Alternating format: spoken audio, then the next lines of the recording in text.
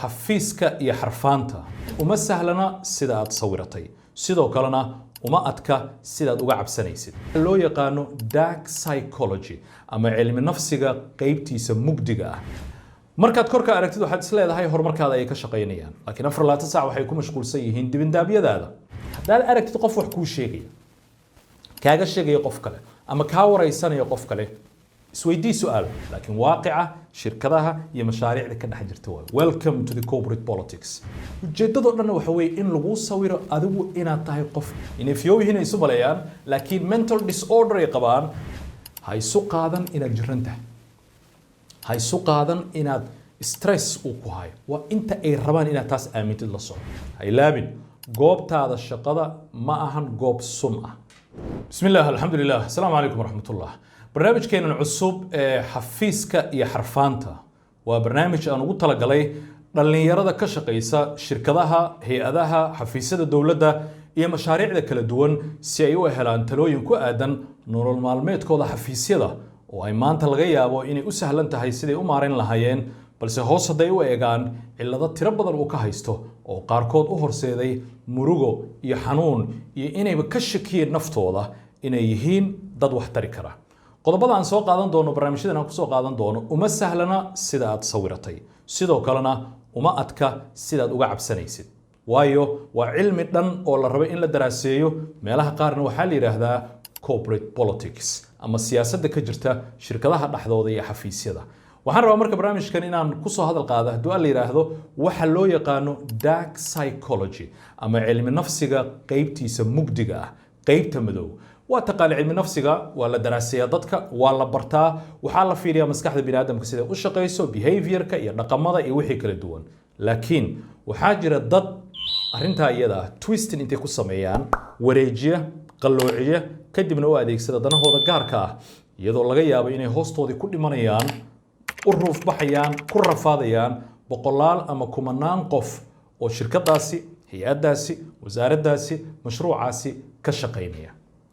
markaad korka aragtid waxaad is leedahay horumarkaada ay ka shaqeynayaan laakiin 24 saac waxay ku mashquulsan yihiin dibindaabyadaada waxay muujinayaan inay mar walba kuu qoslaan ku taageersan yihiin balse hoos haddaad u eegtid mar waliba waxay wiiqayaan hadba dadaalada aad samaynaysid dadka noocaas oo aan ka hadlayo waa dadka loo yaqaano narcissist dabcan shaashadii inay kaaga soo baxdaa laga yaabaa ereyga daraaso kusii sameeyay waa cudur dad cudur qaba weeye nooc cudurka ka mid ah oo ku dhaca maskaxda weeye cudurkaas maskaxduna qofka wuxuu u horseedaa ama dadka noocaas wuxuu u horseedaa inay aaminaan dadka kale inay ka qiimo badan yihiin ka sareeyaan ka wanaagsan yihiin walidaalika waxay dalbanayaan waxyaabo adiga laga yaabo markaa hoos u fiirisid inay kula tahay maxaa waxaas lagu falayaa isagu laakiin maadaama uu jiran yahay oo uu buko maskaxiyan maadaama uu buko wuxuu dalbanayaa oo raadinayaa wax waliba oo arrimahaas u sahli karo mararka qaarkood waxyaabahaas waxay u horseedaysaa inuu dad ku tunto ku xadgudbo emotionally iyo macnawiyan ay dad badan u dhintaan ha ilaabin goobtaada shaqada ma ahan goob sun ah goob shaqo xun iyo goob shaqo fiicanna maba jirtaba sideedaba waxaa jira dad xun iyo dad fiican dad shaqada ku fiican iyo dad shaqada ku xun iyo wixii la midka ah dagaalka lagu jirana dagaalkii fadhka iyo laadka ma ahane waa psychological warfare dagaal xagga macnawiyaadka iyo maskaxda looga jiro weeye laakiin inaad ku baraarugsanayn baa suuragal ah oo aad caadi u aragtid oo wax waliba ay ku yihiin normal inay ku tahay shaqadii aan soo galay muxuu yiri waxaasuu yiri laakiin haddii hoos loo eego arrintii uu daraad ku yiri lagu daray tii shalay hadalkii uu sheegay maxamed lagu daray arrintii khudbada markuu jeedinay uu ka yiri haddii la isku daro in laga soo saaran karo blandon iyo howldhan oo uu ku mashquulsan yahay qofka kane adiga inta ku saaran aad isleedahay alla ilahe waa kii horumarkaaga ka shaqeynaya dhoola cadaynta aad ku arkaysid wajiyada qaar waa dabin ammaanta marka wadooyinka la isaga soo horbaxo ama xafiisyada marka laga soo baxo luuqyada lagu kulmo la isu sheegayo hey maasha allah shaqo fiican qabata la leeyahay qaar ka mid ah waa hoosaasin la doonayo in aad hubka dhigtid adoon dareemaynin kadibna sida la doono lagaaga adeegto now waxaasoo dhan maxaan kugu sheegayaa marka waxaan rabaa inaan ku baro dhowr farsamo isticmaalaan at least maanta inaan kusoo koobo 5 aduguna aan ku siiyo talooyinkii aad arrintaasi isaga xakameyn lahayd uga hortagi lahayd mararka qaar hadday lama huraan tahayna waji ka waji aad u halayli lahayd qofkaas qodobka koowaad ku xisaabtamaysto waxa weeye oo lagu yaqaano iyo hubka ay isticmaalaan iyagu sidoodaba narcissist dadkan maskaxda ka buka uma joogaan meeshaasi inay wax hogaamiyaan inkastoo ay boos hayaan inkastoo ay mas'uuliyad ku magacaaban yihiin inkastoo uu title-kiisu wasiir yahay inkastoo uu gudoomiye yahay inkastoo agaasimo uu yahay inkastoo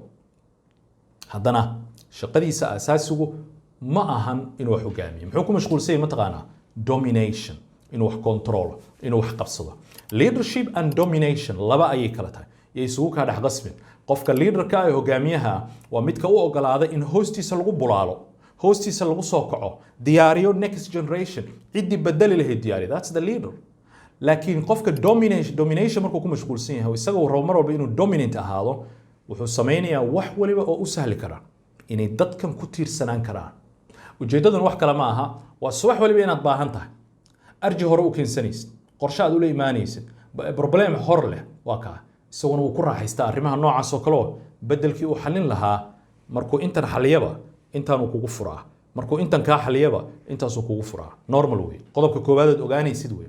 meelaha aan rabo inaad ka fiirisid wey qofkaas oo kiyaalaha aad ku fiirinaysid labo waxa weeye waxay isticmaalaan waxa cilmi nafsiga lagu yiraahdo mirroring erayada waan kusoo qori doonaa si fiican usii daraasay fadlan qof wax yaqaanaa tahay ChatGPT isticmaal haddaad doontid okay ama Google isticmaal whatever laakiin aan kusoo koobo mirroring ayaa isticmaalaan mirroring waxa weeye waxay iska dhigaan mar waliba hadba dabeecadaha aad jeceshahay مثلا waxbaad ka hadlaysaa horta inaad ku guuleysid iyaga ku doodaya waxay sabab ka dhigayaan inay ku doodayaan xulafo ku yihiin kula haystaan laakiin kaliya maxay rabaan mataqaanaa inay intii ku dhageystaan xog ka aruursadaan so collection way waxa ay raadinayaan idea inay ka helaan marka way ku taab garaynayaan waad soo qufacaysaa meel kale ka taabanayaan waad ma tagaysaa that's all they want mirroring marka ay sameynayaan maskaxda bini'aadamka sida caadiga ah difaaca way ka baxdaa mar haddii ay hesho qof iyadoo kala ah hubku dhigayaa qofka markaas marka laga adeegan karo laakiin qof feejigan oo meel kale laga hadlayo wax lagama qaadi karo marka qodobka labaadna waa inay adiga iska ka dhigaan kula fadhiistaan shah kula cabaan goobaha shaqada intay kugu yeeraan xafiiskaaga ama mararka qaarkood waxay kugu ballaminayaan meel kale si aad u dareentid safety si aad u dareentid xogaa yaroo cabsi la'aana ama aad u dareentid inaad importance leedahay muhiima masalan qofkii madaxda ku ahaa wasiirkii agaasimihii hadduu kugu ballamiyo ka waran gurigiisa ama hotel kale ama meel kale oo ku yiraahdo niyo goobta shaqada waxoogaa yar muxuu ahaa isha buuqa iska badane dadka inay arkaan mar rabay meel hebel suuqa ay ka waa arrimo gaar aan ka hadlaynaa bum maskaxdaada maxay isu diyaarisay muhiim baan ah relevant aan ah wuu jecel yahay saas waay don't do okay waa laga yaabaa in howlo kale la wado listen ka carar ma ku dhahayo laakiin isu diyaari get ready read akhri is diyaari xogta ka imaanayso dhaqamada erayada aad maqlaysid watch out si fiican isaga ilaali qodobka labaad oo kuu sheegay qodobka saddexaad waxa weeye waxay isticmaalaan wax la yiraahdo triangulation waxa weeye qofkan shaqaalaha ayay dhagta wax ugu sheegayaan kanna dhagta wax ugu sheegayaan adigana waxbay kuu sheegayaan kan kay ka qaadaan kanay u adeegsanayaan adiga kay ka qaadan kanay u adeegsanayaan waxay rabaan magaalo xaafad xafiis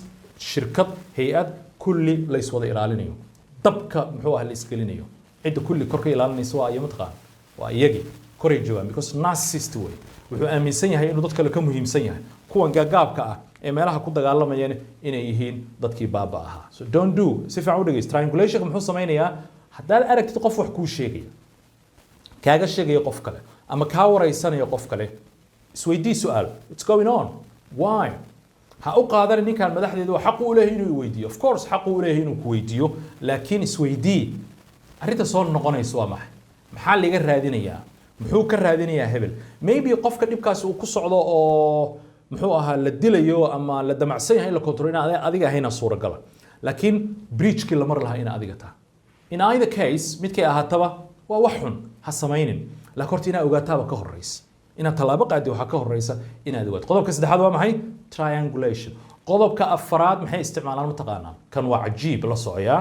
gaslighting ayaa la yidhaha gaslightingku waa farsamo ay isticmaalaan tiimka narcissistigu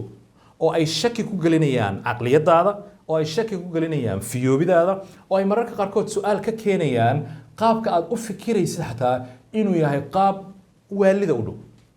farsamooyinka isticmaalaan ka mid ah ujeedadoodana waa maxay marka inay kuu sawiraan dadka kalena ay kuu tusaan adiguna ugu dambeyn aad isu aragtid inaad nuqsaan leedahay wax badan aadan qabsan karin iyaga u baahan tahay aidiyadooda qaadanaysid ka war arrinta maxay kula tahay markuu ma guday ma saa u sheegtay ma sha Allah waxa weeye anu tasal ku raacsana anu de mar walba moogtahay wixii aad sheegtay ma iska raacay boom done waa ku dhamaatay la soo aan kula wadaago barnaamijkeena waxbarashada online-ka in ka badan 30,000 ayaa hore isaga diiwaan galiyay oo ka faa'iideystay barnaamijyadeena aduguna maanta ayaad nagu soo biiri kartaa fasalladeena barashada luqadda ingiriiska waa kuwa ku salaysan nidaamyada caalamiga ah ee loo yaqaano CEFR iyo UNLF iyadoo xoogga la saarayo dhanka hadalka iyo qoraalka nagu soo biir maanta oo badi fursadaha aad u leedahay la shaqaynta hay'adaha caalamiga ah fasallo toos ah layliyo isla xisaabtan joogto ah dhammaan hal madal oo midaysan ku qaado goob waliba oo joogtid goor waliba qaybta hoose ka eeg xog dheeri ah oo ku saabsan barnaamijkeena waxaana inoo ballan ah gudaha insha Allah waxyaabaha ay ku raaxaysanayeen ayaad samaysay maanta mani sugi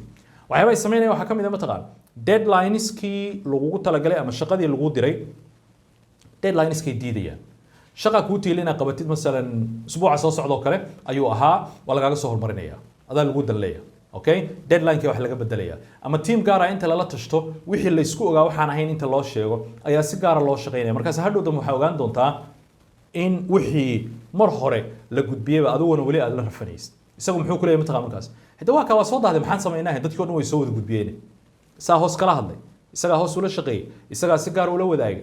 ceeb way hadii si loo eego laakiin waaqica shirkadaha iyo mashaariicda ka dhex jirta waa welcome to the corporate politics kusoo dhawow siyaasadaha ka dhex socda shirkadka iyo goobaha shaqada hay laabin waxyaabay sameeyaan oo kale waxa kamid ah twisting words erayadaaday maroojinayaan eraybaasi u tiri wanaag buu ahaa way qabanayaan halkaas ay aadinayaan north baad u rabtay south ay la aadayaan dadka kale si kale u fasirayaan ujeedadu dhan waxa weeye in lagu sawiro adigu inaad tahay qof crazy ah lagu yara jiro dadkuna ay ka shakiyaan laakiin waxa ugu muhiimsan waa maxay mataqaan ugu dambeyntii in adiga iska shakis arrinta uu socdaa meesha qodobka ugu dambeeya isticmaalaan waxa kamid ah waxa la yiraahdo future faking qodobkan aad iyo aad ugu badan yahay future faking waxa weeye mustaqbalka in been laga sheego oo la yiraahdo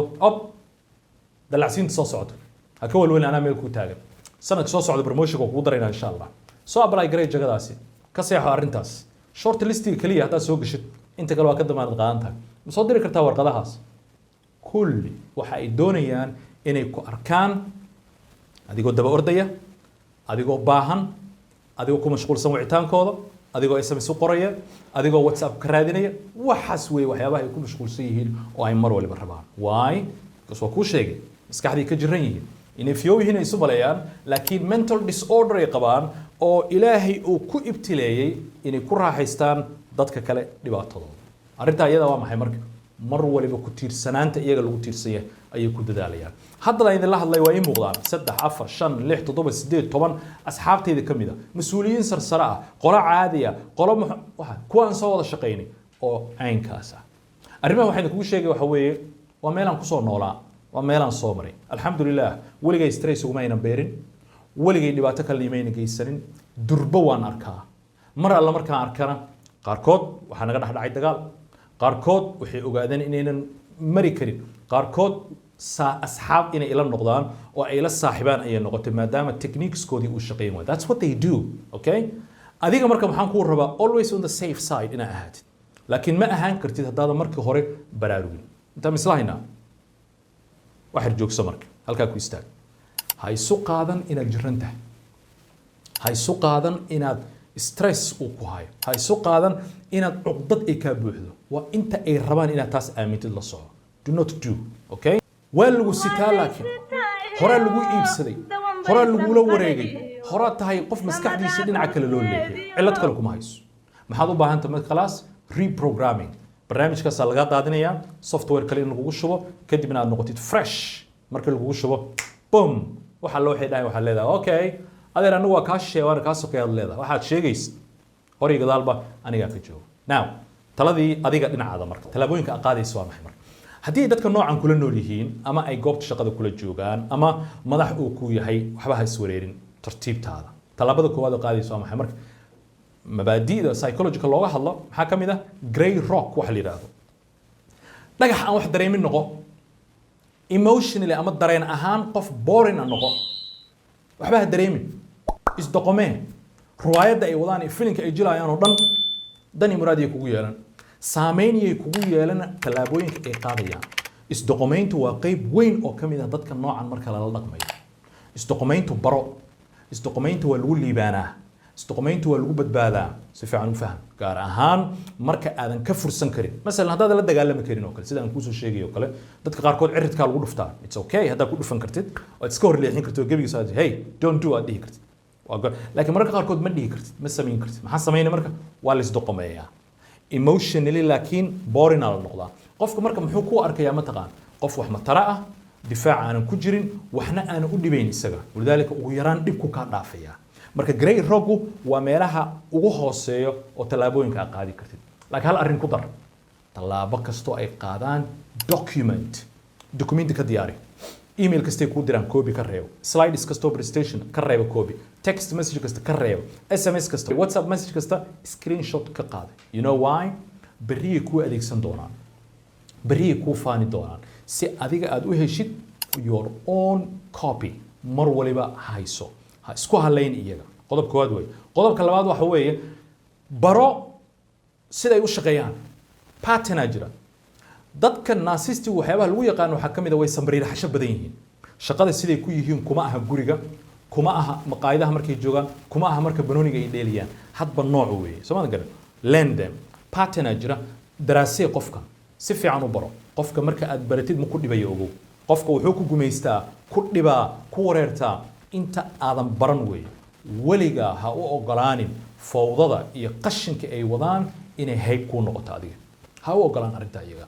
haybtaadu waa hebel adaa lagu yiraahdaa shaqo ku malin waad ka qiimo badan tahay siday u malaynayaan waad ka sarreysaa sida ay ku sawirteen of course you are waad ka sarreysaa waana hubaa weli kuwa sida u buko maskaxda ka buko waa dadka ugu liita weeye laakiin nasiib darro boosas baa intay qabtaan ayaa waxay helaan dad rayada iska masaakiina oo waxba aanan fahamsanayn markaasay ku dul tuldaan mar walba ay ku dul socdaan maxaa u saayida isaga quruur iyo kibirkaas u saayida laakiin dadka fahma haday bataan dadka noocaas oo kale iyaga laftigooda waxay u baahnaan doonaan in la daweeyo laakiin marka dad badan ay ka hor yimaadaan laftigooda dawo raadsan doona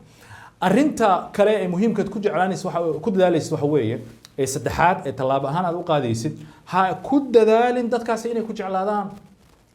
ha isjeclaysiinin sababtu ma taqaan weliga jecelkooda ku guuleysanaysid waayo ajenda kale aad u dejisanay meel kale ku wadaay maxaa jecel la gaaraa maxaad ku guuleystaa 20 sano isna qiinay ma yanfaash wallahi ninkan qaraabaan nahay ka bax waxaas ninkan waxa weey yaraantiina isla soo kornay adiga lagu dhahaa waxaas ha ku mashquulin waxaas marba hadaad sifooyinkaas ku aragtid wuxuu waa dagaalkuna waa inaad u gashaa sida adoo dagaal ku jira ha u dhaqmin sida adigoo meel nabad jooga iyadoo xabadda iyo rasaasta iyo madaafiicdu isaas u socdaan goobta shaqada waa dagaal noocaas oo kale waxa dhex socda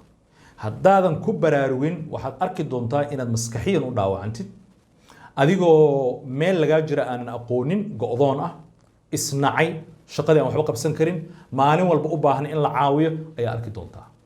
arrintaas iyadana arrinta aan ku diidanahay weey waana sababta aan u sameeyay barnaamijkan xafiiska iyo xarfaantan in la fahmaan rabaa anu xarfaantan waxaan rabaa in la kontrolo marka koobaad xarfaantan ugu dambeynna waxaan rabaa in la caawiyo iyaga laftigood sababtoo walaalaheen oo jiran waa ilaabin waa wasiir iyo waa xildhibaan iyo waa gudoomiye iyo intaas sano shirkad joogay waxaasna ma yanfacsh qof buka weeye qofka aan ka hadlayno qofka walaalka qof jiran weeye laakiin looma sheegi karo maanta waa jiranta lama dhihi karo sababtoo gudoomiyihii weeye maxaa la samaynayaa marka hore waa laga badbaadiyaa kadibna isaga gacan bira inta lagu qabto ayaa waxaa la geynayaa ciyaadadii iyo meeshii lagu tabiibi lahaa haddii ay si gaar ah arrintan iyo qodobadan ku taabteen waxaad commenti ku soo qortaa ahey waan hayaa ku soo qor okay haddii ku taabato arrintan oo aad dareemaysid oo bum alla ilaahay waa atab haddii hadda ka hore intay kugu dhacday aad ka badbaadayna commentiga fadlan ku soo qor sidii iyo farsamadii iyo waxyaabihii aad adeegsato arrinta noocan uga badbaaday haddaad hadda ku jirtid oo ay faraha kaaga gubteen oo aad murugo la jiiftid oo berri shaqada aad aadi doontid aad filaysid waxa inay yihiin commentiga ku qor hanixin gaas igu filan intan de enough is enough خلاص now or never ama haddaan isbedelaya wax iska qabanaya ama weliga wax iska ma qabanayo it's never too late ma aadan daahin waxna kaama hadlayso ugu dambeyntii ilaahay subxaanahu wa ta'aala khayrka inuu waafajiyo dadkan aan ka hadlayo